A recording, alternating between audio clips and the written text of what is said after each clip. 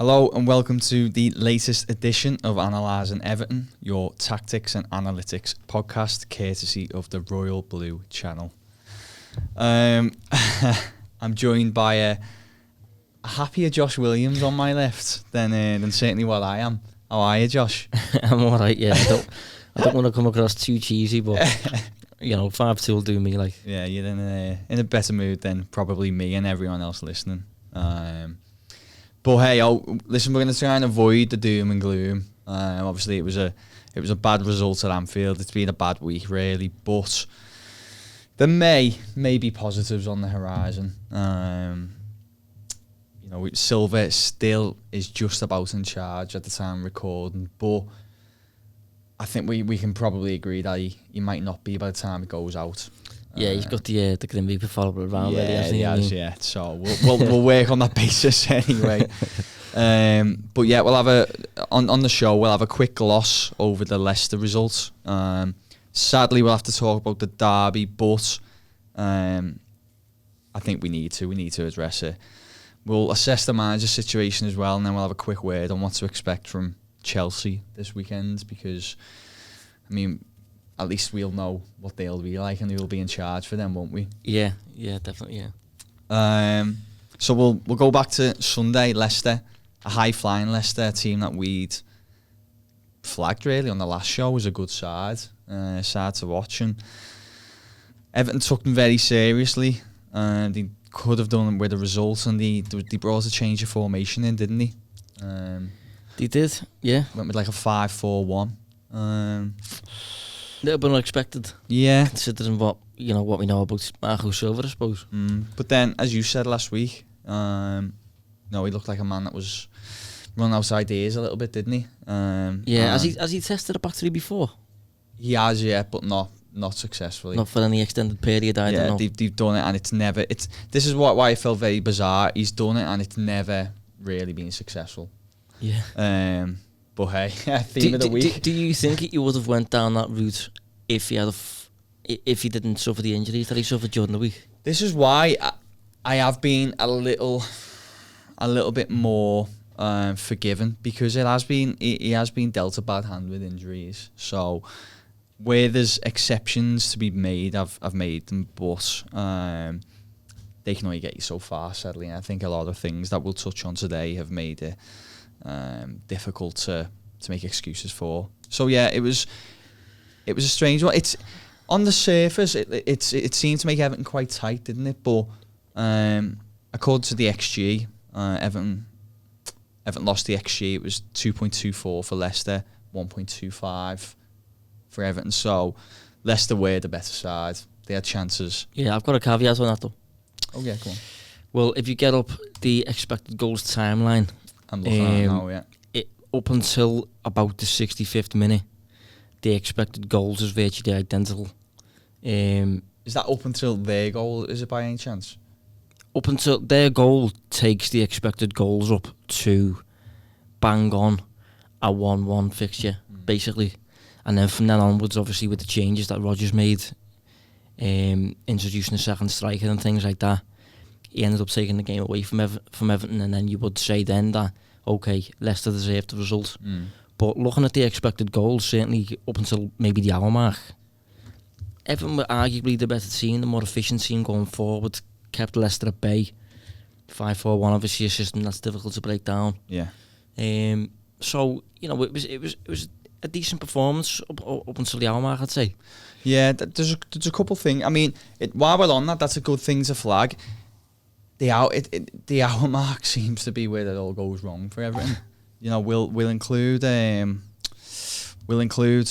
derby game in there just because we'll come on to it in a bit. But Everton have now conceded 15 of their goals in the last half an hour of the match this season, and I'm pretty sure they've conceded about 27 goals they've conceded this season, and 15 have been in the final 30 minutes of the match. It's not good, really, is it? It's not, no. Do you know what? Saying that, Liverpool have a similar problem at the minute. Yeah. I looked at this week. Yeah, but the difference is they're normally out of sight by the hour mark. Yeah, I suppose it is, yeah. Yeah. But I don't know, maybe it's a sign that, I don't know, it depends on the scorelines at the time, obviously. those goals occur. Well, a key factor this in the Leicester game was they conceded, and then what impact does that then have? We've already touched on how weak Everton are, I think, mentally. And again, the panic almost sets in when they do concede. They can't adapt. They had a game plan, it worked. They took the lead, then they concede an equaliser, and suddenly there's no adaptation. There's then this sense of, right now we just got to try and hold on. Yeah, I mean, looking at it though, I'm just having a little bit of a delve into what you've just said there. With the match splits up into 15-minute periods, Everton have faced 20 shots this season inside the first 15 minutes, then 21 shots between the 15th and the 30th minute, then 20 shots again between the 31st and the 45th minute.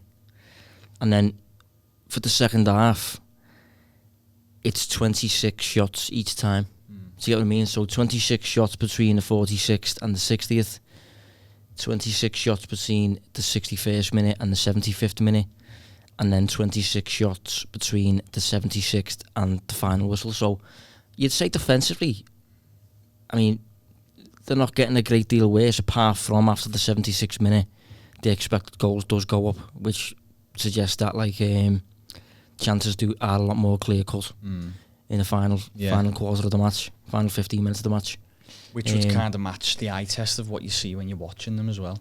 Yeah, The fact that they are conceding goals, as specifically in the last 15 minutes. I think it's 3 or 4 games on the run now that they've conceded a goal inside the final 15 minutes of the match. Yeah, little bit unable to problem solve mid-game. Yeah. That sort of thing. Yeah. I thought they had a big issue in terms of ball retention on Sunday's game.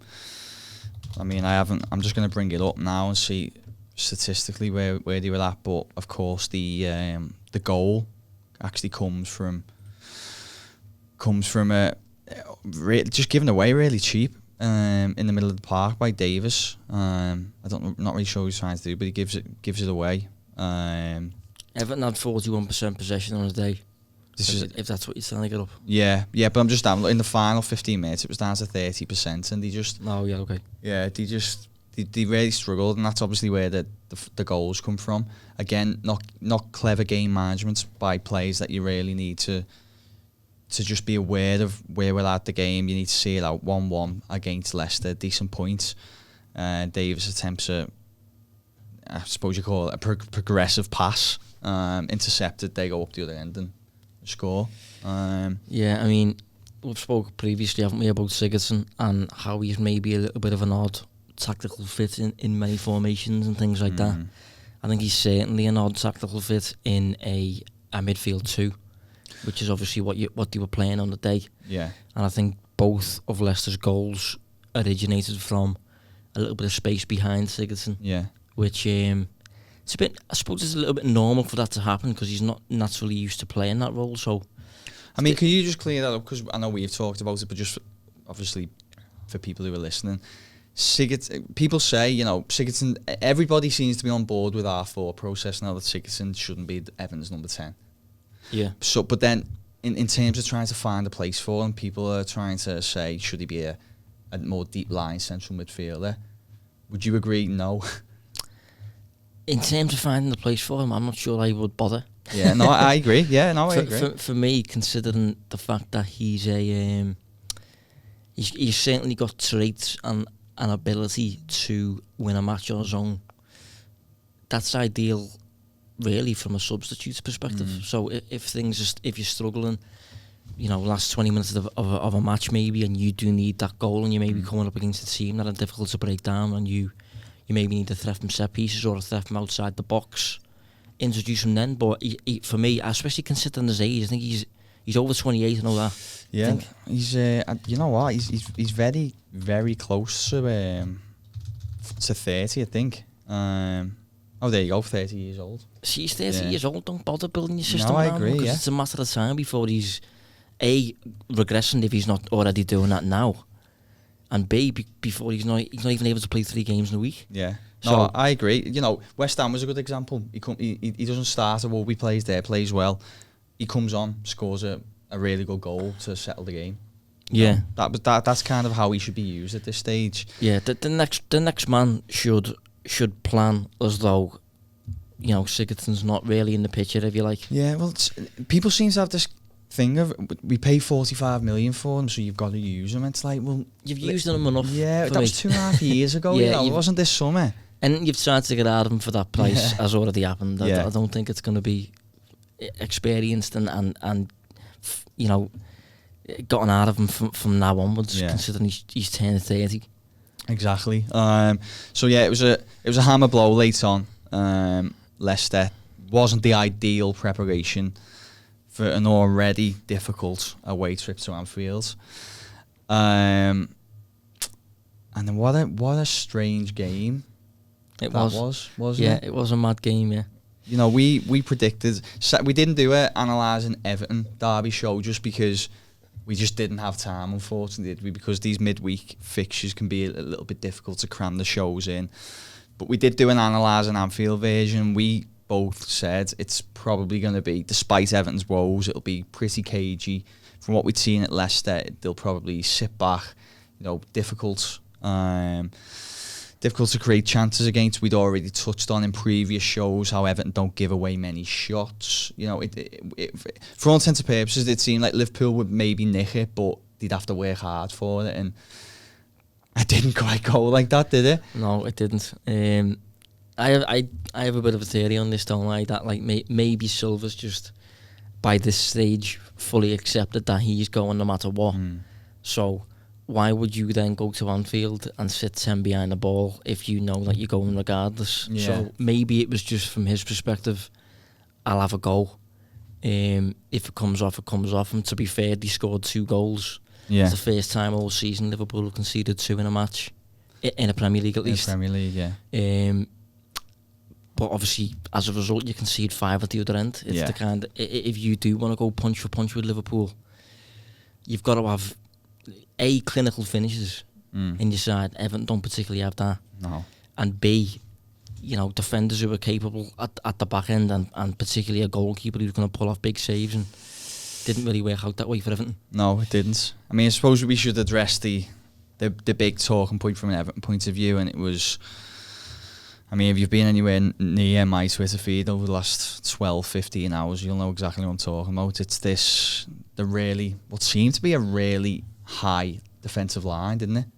Yeah, but crucially though, a high defensive line without pressing really intensely. The likes of Van Dijk and Lovren just had, as much time on the ball as they wanted. Yeah, I mean, so I said on Twitter, you know, if you're going to look at a high line, these are the factors you have to consider. Have the opposition got fast forwards? Yes. Have they got clinical strikers? Definitely, as we found out.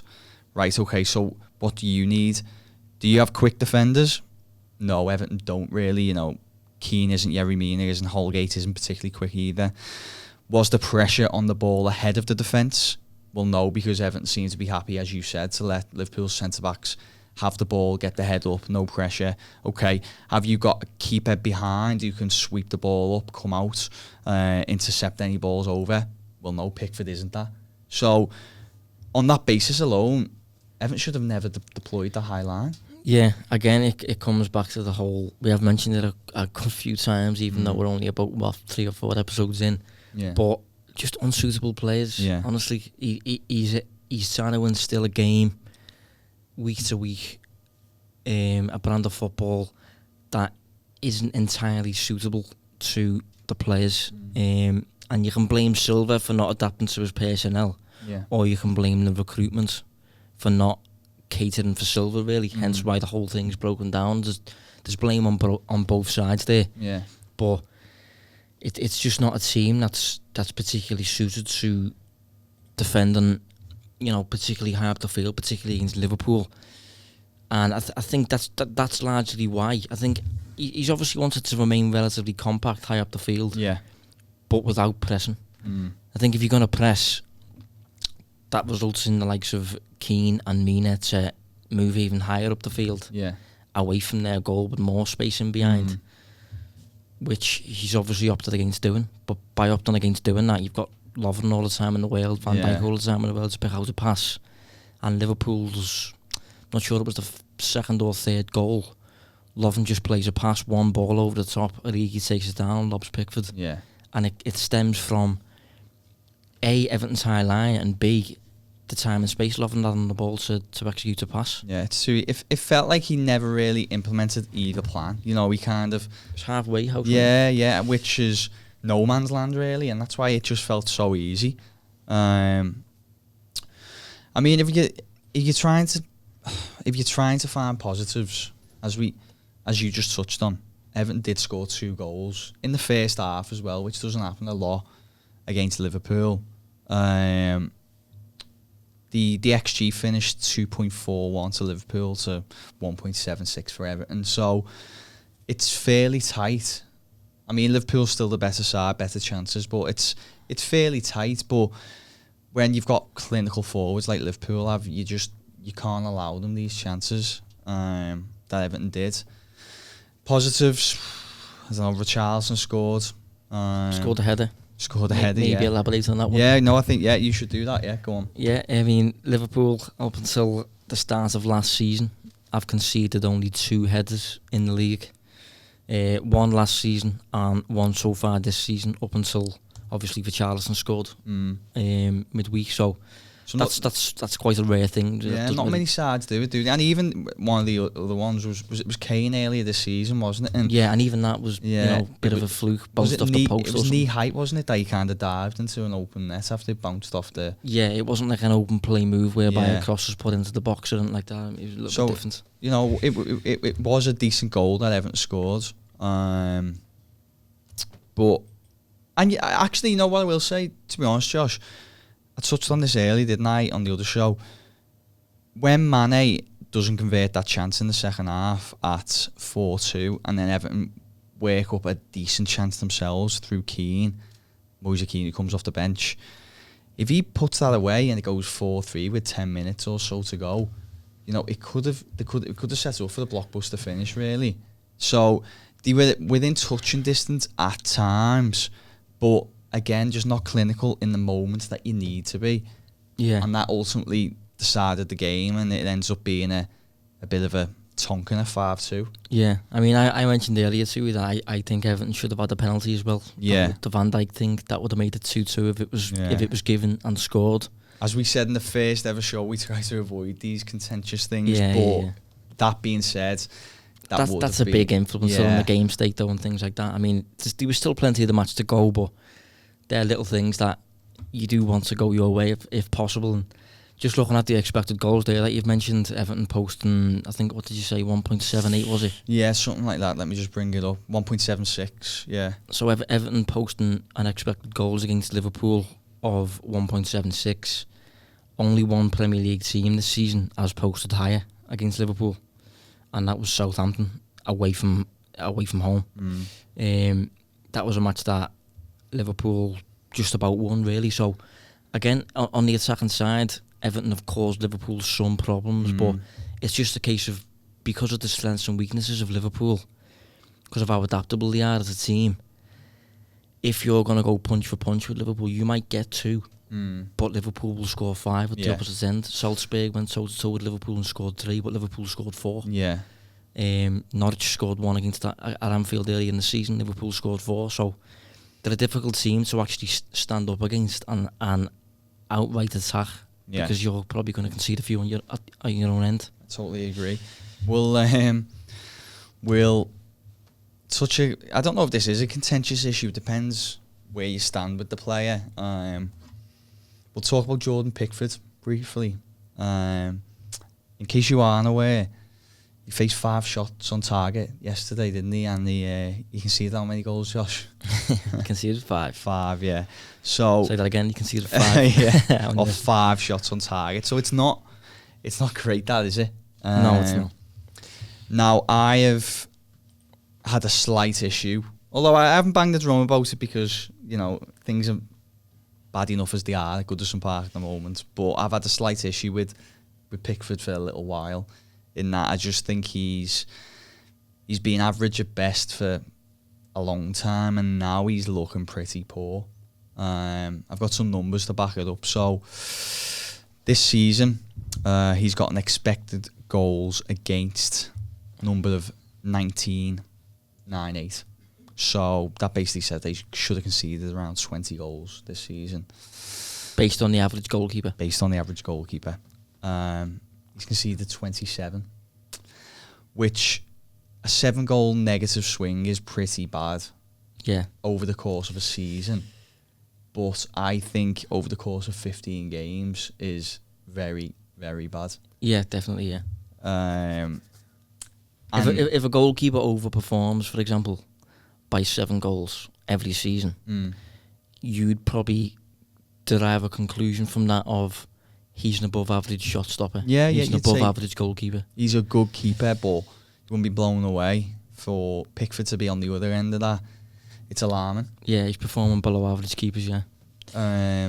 Just provide a bit of context on that. Last season, he performed to a bang average rate, which is fine. That's not a good thing. That's not a bad thing.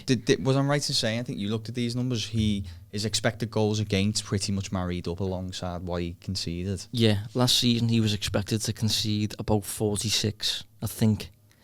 And he actually conceded 46. So that suggests that not above average, not below average, just standard goalkeeper, which is, in many cases, I suppose, it's what a lot of teams want. Yeah, but if you can get better, obviously, but the better keepers are few and far in between. Yeah, and that's the thing. That's why it's not a pressing matter, or it wasn't, but now it's becoming an issue. But I think, given how new the show is, it's probably a good example of underlying numbers kind of giving you a better, more accurate picture of things. So Everton conceded, as you just touched on, 46 goals last season. Now, traditionally, if you're trying to work out how good a goalkeeper defence is, you just work out how many goals they conceded and go from there. Clean sheets and things like that. Yeah, so only 1, 2, 3, 4, 5 teams bettered that. Yeah. Bettered that last season. So on paper, looking at those basic numbers, you'd be going, Pickford's good, Everton's defence sound. It's all okay. But obviously what we're flagging is it was pretty average. Well, Pickford was performing pretty average last season and he's below average this season. Yeah. So just, what you'd expect the average goalkeeper to save, Pickford's maybe conceded a few of those this season. Yeah. Which isn't great. And maybe it's stemmed from the overall mood, the lack of results, maybe Silva not being able to get him up for matches, whatever it may be, took his foot off the gas in terms of focus. But he's obviously underperforming a little bit at the minute. And if a keeper's underperforming, 1 goal can decide results. So that can be massive. Well, yeah, think about yesterday. If Liverpool get in and some of those balls over the top and he pulls off big saves. I talk about big saves and I think about last season's derby. Alisson, unbelievable save from Gomez to keep it 0-0. No, that was huge. And yeah, you need those moments, don't you, from your keeper? You need your keeper to produce those moments. If he would have produced one of those saves from some of the efforts yesterday, then that high line issue could have been something that was a wake-up call rather than you going behind in the game. Yeah, something that you get punished by, Yeah. So he is definitely a problem, I think. Do you think he's a problem or his form's a problem? I think he could be a problem, actually. Okay.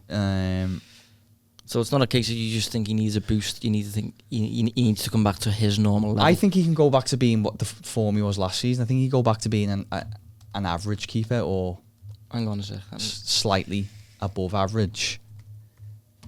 But I don't think he's a great keeper. I have to be honest. I don't dislike him. Some people do, but so I've got up Pickford's career. Oh, here we go. Yeah. So 19,000. This will actually be interesting to find out. Yeah, 19,000 minutes. So obviously a good sample size on that. That's fairly accurate.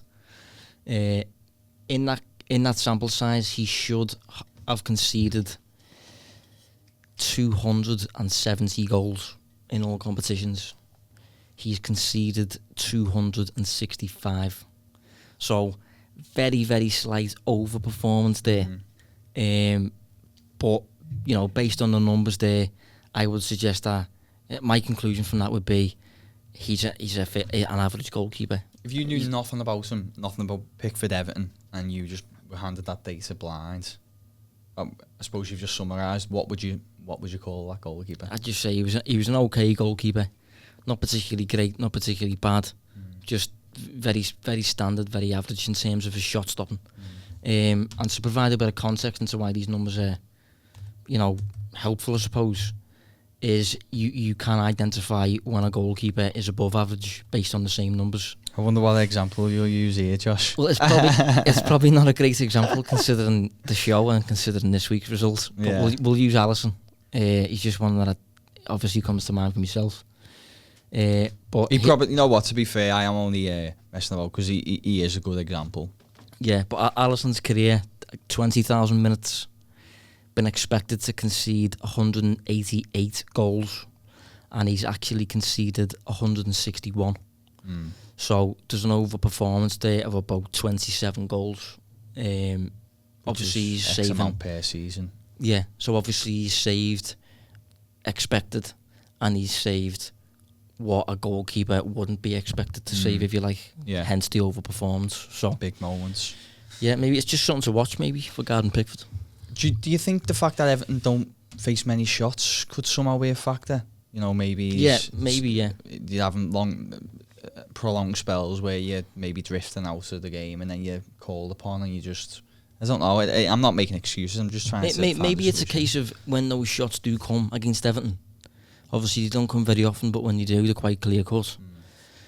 Maybe it's just a case of he needs work on bossing those clear-cut moments. So bossing one-on-ones, you'd have to check how many one-on-ones he's had to engage in. Yeah. But maybe he's just not the best at engaging in those, as opposed to being a shot stopper from...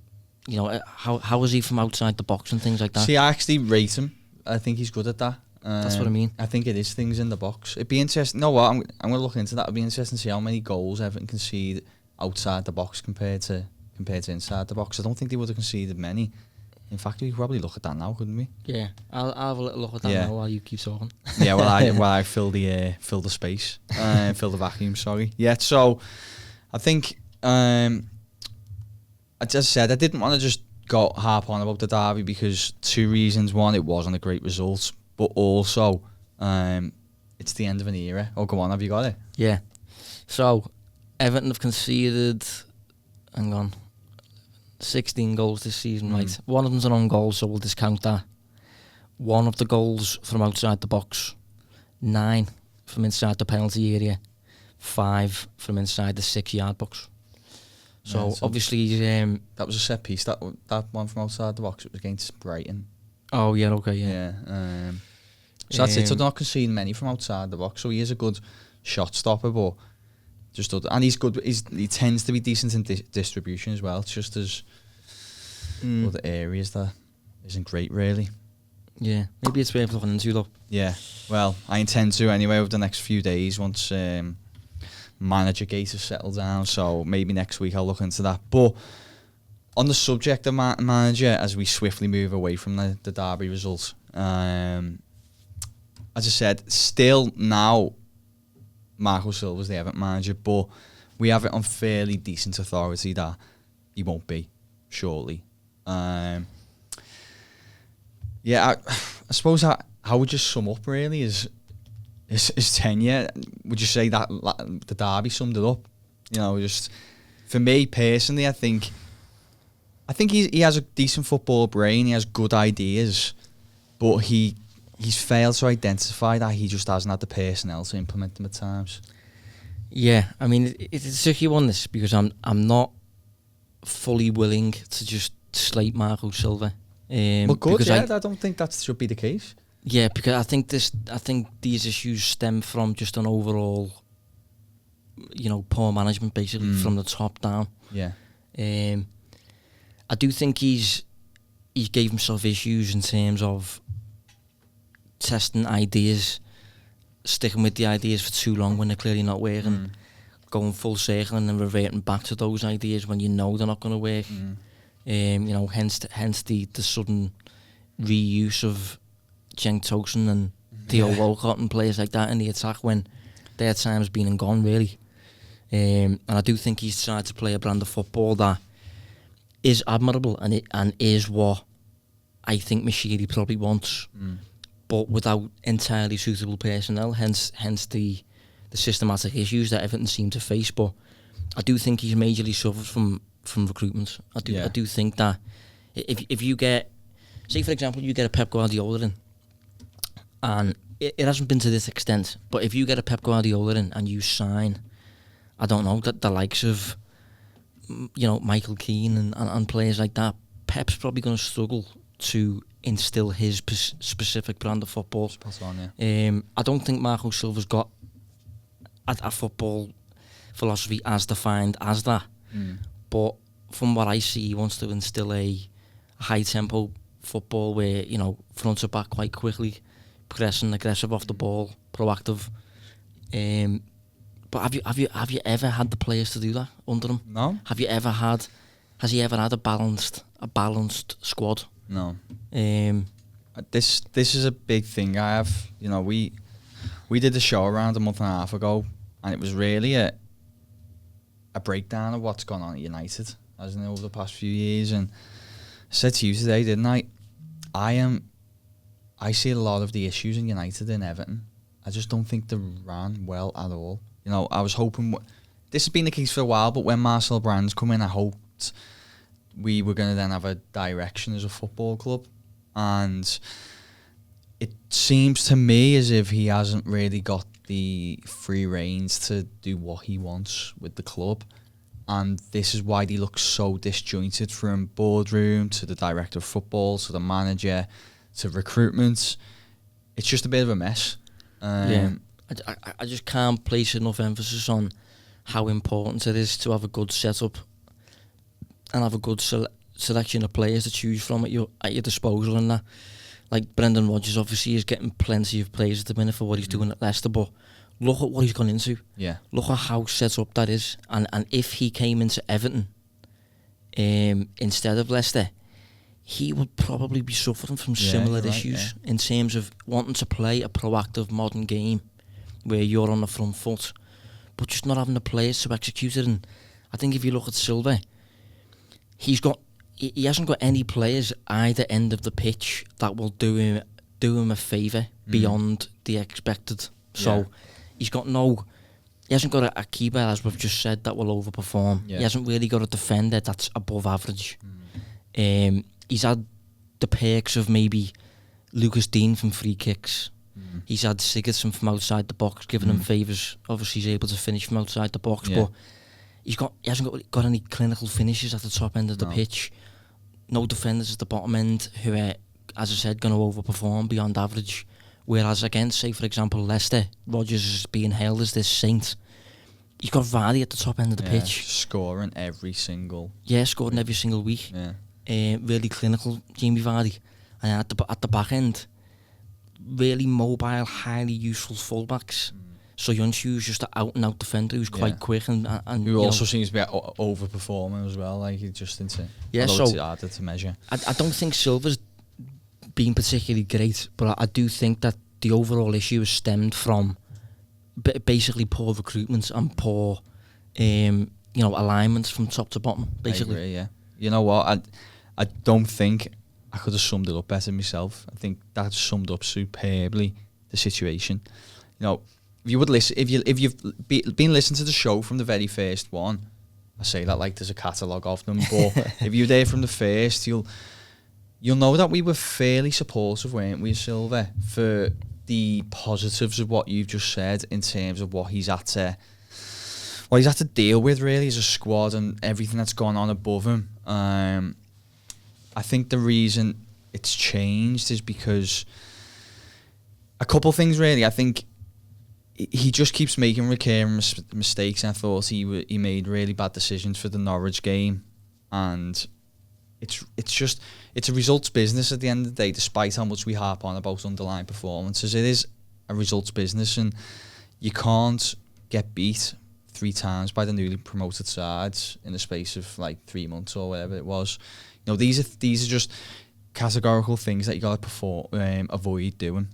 And I also think he just But just on that though, you say that. I think it's if you look at United at the minute, they've got serious results this season against the likes of Chelsea, against Liverpool, against Spurs last night.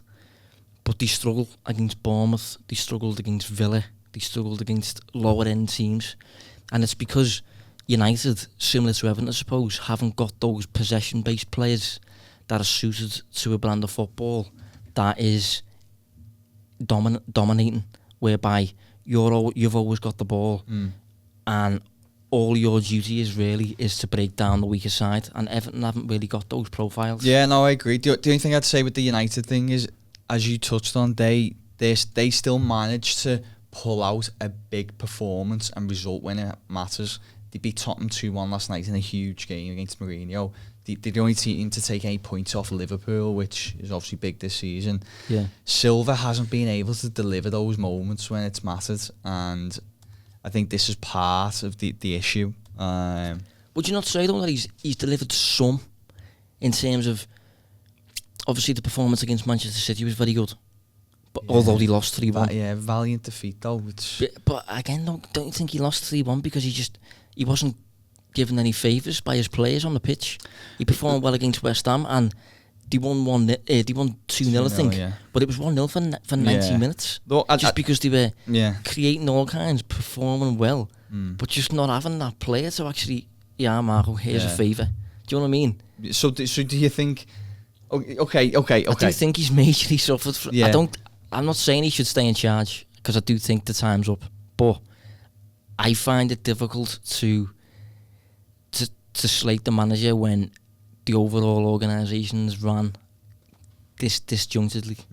Listen, I've said it on this show, I've said it on other shows, you're probably bored of me saying it. He has been very unlucky. Silva has been unlucky. He's been, for every reason Josh has just said in terms of the club itself and the recruitment, everything like that. He's had decisions go against him. He's had poor performances from players. Everyone's been slating the zonal marking system. But if the players were doing the job, it 9 times out of 10 it should work. But quite often players weren't. Don't need to open that can of worms again.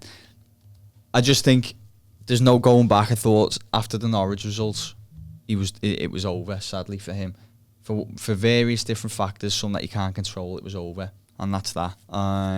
Yeah, I agree. So, in short, I don't dislike the man, but I agree, it's just time to go.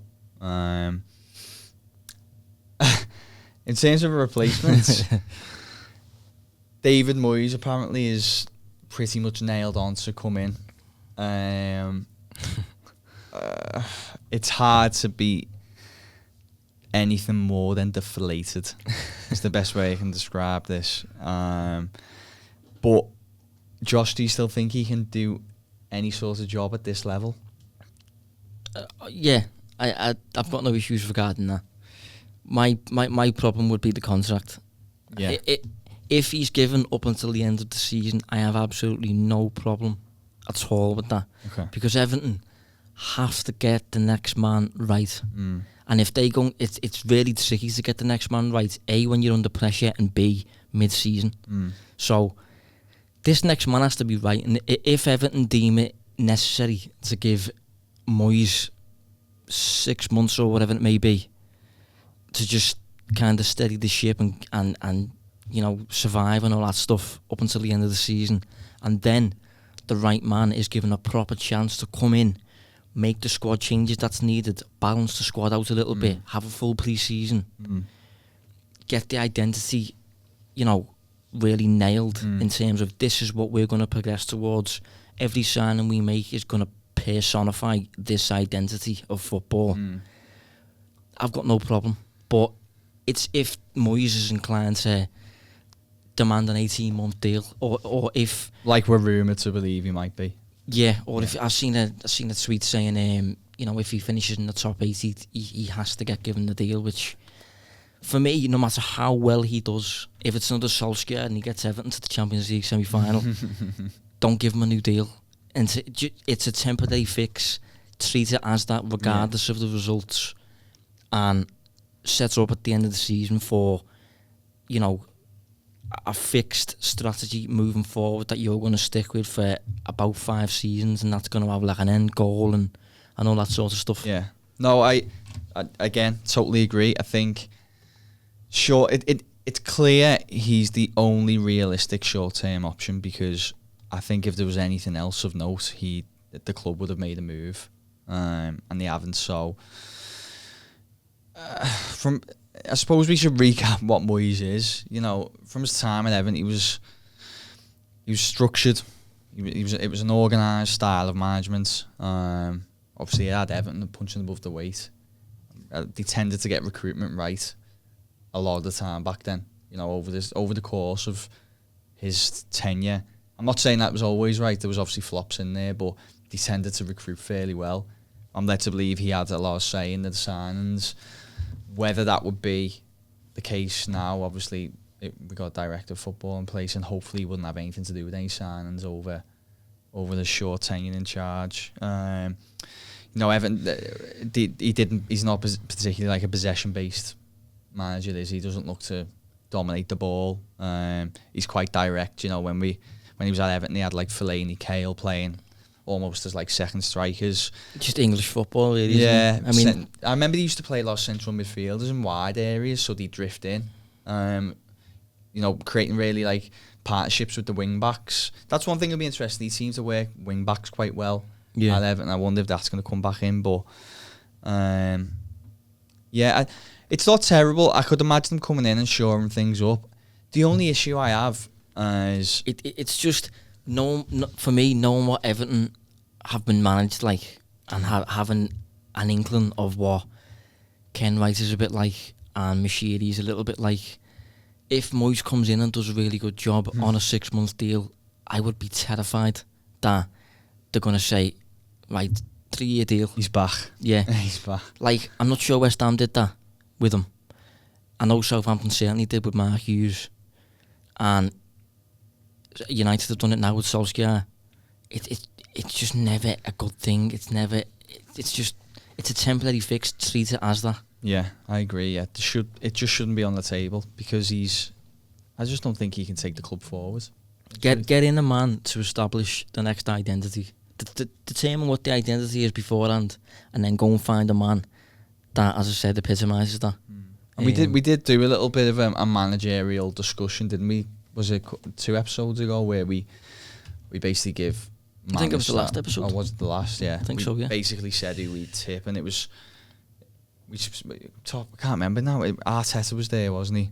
Arteta's one that we both really like, for obvious reasons. If it wasn't Arteta, though, I'd really like us to go to that.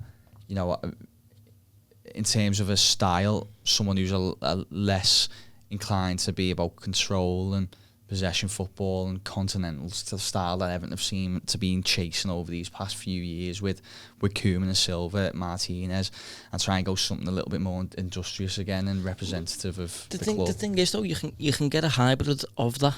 Well, that's what I'm hoping Arteta will be, but... Yeah, same. I'm really intrigued about Arteta. I'd love to see him in charge of Everton. Love to see what he did with the club, but I think you just need to look at Everton, what Everton are as a club, all of the values of Everton.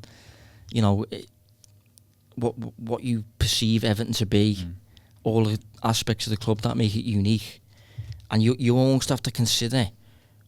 So, what would Everton look like as a team on the pitch then?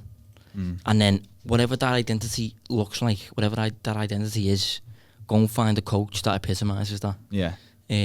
With you know, with logic to an extent. You know what I mean? Like, you don't just want to go and sign, you know, an assertive coach just because just because the fans are quite intense. You need a coach out there who's still good and still got, you know, a winning game to his.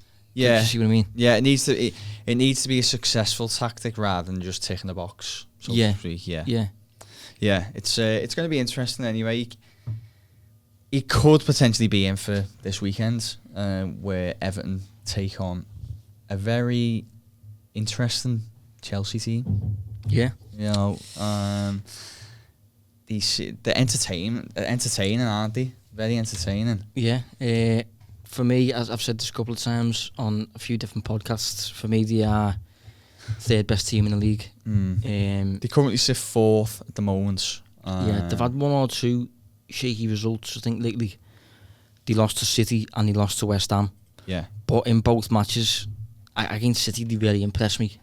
Just a little bit unlucky on the offensive side. And the defensive side, actually, City scored 2 goals that, they were quite clinically finished. Yeah. And against West Ham, they battered West Ham, really. They just conceded one of the very few chances they actually allowed. And going forward, I think David Martin came in for his debut, didn't he? Yeah, he did. And performed out his skin. Yeah, well, put it this way, you've probably seen it now, but he was crying on the pitch, wasn't he, when he got his clean sheet at the end? Yeah. Which says all you need to know. I mean, just a quick overview of Chelsea. They tend to shoot a lot, don't they? Nearly 15 shots per game. Yeah, I think more than Liverpool, actually. Yeah, I think you're right. Yeah. Only face 8.7. So... Dominating opponents. Yeah. They tend to dominate possession as well. XG 1.86 per 90. I think that 1.0. Yeah, I think that expected goals is the second best in the league at the minute, and that expected goals against is the 6th best. So maybe a little bit of shoring up to do regarding the defence. But if you combine the second best attack with the 6th best defence, that for me that's the 3rd best team in the league. That's good. And what's good about them is that they're such an un-Chelsea side, aren't they? Like, if you think it's basically that youth that they had almost banked for years is just kind of all coming at the same time and being brilliant. Yeah, they've got a class at the minute, the class of 2019 or whatever you want to call it, that I think are on par with United in terms of 92. Yeah. In terms of potential ceiling. Yeah. The likes of Reece James, Mason Mount, Tammy Abraham, Tomori. They've all got really, really high ceilings if they reach the maximum of what they're capable of. Yeah. And it's really interesting to see a former club legend in charge, but one that's actually, certainly according to the numbers, good at what he's doing. Yeah. There's a clear identity. Yeah. If you anyone that's watched Chelsea for even short periods this season, if you was to ask them what's Lampard trying to do, you'd know clearly that he's trying to instill like an intense brand of football, bit of a high tempo and stuff like that, where you're dominating the game. Yeah, and they're quite flexible, aren't they? They use that 4-2-3-1, the 4-3-3, and they both are really effective. Yeah, effective formations. Yeah, and in terms of personnel changes as well, he makes various changes to the 11, but no matter what he does, he just seems to play exactly the same. I think they've benefited from losing Hazard, possibly. Yeah. Because they're now much more of just a unit, rather than being reliant on one man. Liverpool were like that with Coutinho, weren't they? Coutinho lost Coutinho, and it ended up opening the door for others just to become a better side as a unit. And Chelsea, another example of that. It's not always the be all and end all of losing your perceived star player. Something I did on the flag was just certainly recently how many goals they scored away from home. Go on. So they got 1 at City, but before that it was 2 at Watford, 4 at Burnley, 4 at Southampton, 5 at Wolves. Now Wolves is a tough place to. Yeah. Have you got the numbers there in terms of where they are in expected goals against? Wolves. Yeah. I think 5th. So that highlights that they're a pretty difficult side to create good chances against, but they went there and scored 5. So 3 at Norwich. Yeah, 3 at Norwich as well. Basically, it's an interesting point that I wasn't aware of that. Yeah, they go when they go away. They don't tend to shut up shop. They tend to go for broken. It becomes a bit of a basketball game almost. Yeah. Because in a lot of those games, they scored a lot, they conceded a lot. So, they scored 2 at Watford, but conceded 1. Scored 4 at Burnley, but conceded 2. Conceded against Southampton. Wolves, they scored 5, but conceded 2. Norwich, they scored 3, but conceded 2. So, dare I say, hopefully not with the same result, we could see a Liverpool-esque the game for Everton again Wednesday, this Saturday, Goodison. Yeah. The only issue with that is, we mentioned before about players doing favours for Silva in terms of if they're given a shot, actually finishing it for him. Yeah. I doubt he'll be in charge, but if you're going to have a basketball game like that with Chelsea, and Chelsea have got maybe Tammy Abraham up front who's quite clinical, I'm just not sure who's going to really take advantage of these chances for Everton. I mean, maybe if Moyes does come in, he'd be more inclined to start Moyes Keane. I mean, I know he missed a chance at Anfield last night, but I would start playing him. I would start playing him because if you're in this state at the minute of flux, you might as well use this to embed in players that are relatively new, so that once the new man does come around at the end of the campaign, the likes of Keane is fully integrated. Yeah, I agree totally. Yeah. Well, we'll say with Calvert-Lewin, he's not clinical, but he's not below average either. People seem to think he can't, for want of a better term, he can't finish his dinner. He's actually, the numbers say he's actually an average striker in terms of finishing. Yeah, I think probably a good time to wrap up the show, actually, because there's little we can add, really, from an Everton perspective, because we just don't know what's going to happen yet. You know, it's going to be a strange 48 hours before that game. So I'll press you for a prediction, Josh, but definitely won't hold you to it. Chelsea game? Yeah. It's blind, isn't it, really?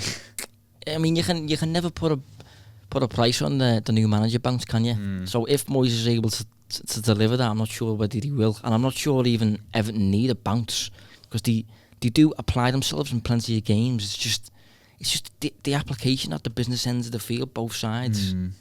I think they need a little one, or even a little bit of luck that might come with a new manager. He needs something just to get the confidence back in there, you know. Yeah, I mean, 2-1 to, I'm sorry, but Chelsea. Yeah, listen, I do think, you know, we mentioned a lot about Marco Silva maybe trying to instill a brand of football and not having the players to do it. I think Moyes is more inclined to look at what he's got and base his approach on that. So he should make Everton defensively better than they already are, which maybe doesn't even need doing, really. Yeah, just needs a little touch up, I think. Yeah, maybe 2-1. I'm going to go 1-1. I expect the new manager to be in there, a little bit of a buzz, players just stepping up the game a little bit. Yeah, okay, Chelsea beat Villa through the week, but on the back of that, it was 2 back-to-back defeats. So you may be catching them just heading into a bit of a slump. I don't think you are, but clutching at straws. So I'll go 1-1. But yeah, we'll wrap it up there. I imagine next week's show is going to be a bit interesting, because we'll probably have a new manager. The games don't get any easier. Got United at Old Trafford. Then we got a huge game, which is the quarter-final League Cup against Leicester. And then, we got Arsenal after that, but we'll squeeze another show in between there. So, thanks, Josh. Thanks for not gloating as well. I think I speak on behalf of everyone when I say that. Yeah, no worries, mate. Don't need to do any of that. Yeah, thankfully. But yeah, thanks for tuning in, everyone. Again, thanks for the nice feedback that you keep giving us. It does mean a lot, and we're just glad to see people enjoying the show. So have a good week, and speak to you next week. Thanks. Cheers.